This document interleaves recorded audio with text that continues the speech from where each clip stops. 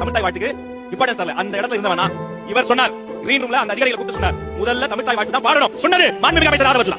நான் சாட்சி. அவர் சொன்ன நான் சொல்றேன் சார், ஆமா சார், கண்டிப்பாக நீங்க தமிழ் தாய் வாழ்த்து பாடுங்க, அப்புறம் தேசிய கீதம் பாடுங்க, நிச்சயமா அதுக்கப்புறம் பாடுங்க பண்றோம்னு சொன்னாங்க. மேடையில இருக்கிறோம், அந்த நிகழ்ச்சி நிரல் இருக்கும் பாருங்க. நான் அதை போய் கிழிச்சேன், ஏன்னா எனக்கு தெரியும். கிழிச்சுட்டு ஃப்ரெஷ்ஷா ஒரு பிரிண்ட் போட்டு கொடுத்தோம், எல்லாம் ரெடி. நான் நிக்கிறேன், எழுந்து அப்படி அட்டென்ஷன்ல நிக்கிறேன். ஆனா மாறி அவங்க என்ன பண்ணாங்க, நல்லா பாடினாங்க. நிகழ்ச்சி முடிந்தது, அதிகாரிகளை அழைத்து யாரை கேட்டு மாத்தீங்க, எப்படி மாறிச்சு நான் சொன்னேன். மாண்புமிகு அமைச்சர் ஆதவ சொன்னாரு. அப்ப அவங்க சொன்னாங்க, சார் 3 டிபார்ட்மெண்ட் சேர்ந்து பண்ற ஃபங்க்ஷன் இது, லோக்பவன் மதிப்பிற்குரிய ஆளுநர் அவர்களுடைய துறை பண்ற ஃபங்க்ஷன்.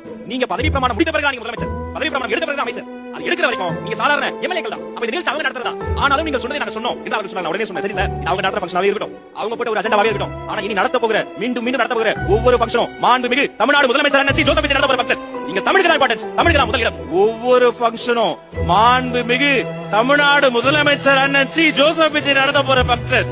இங்க தமிழுக்கு தான் இம்பார்ட்டன்ஸ், தமிழுக்கு தான் முதல் இடம்.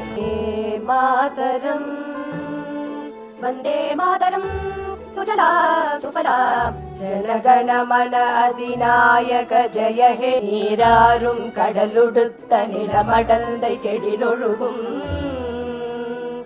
சீராறும் வதனமென திகழ்வரத கண்டமிதில்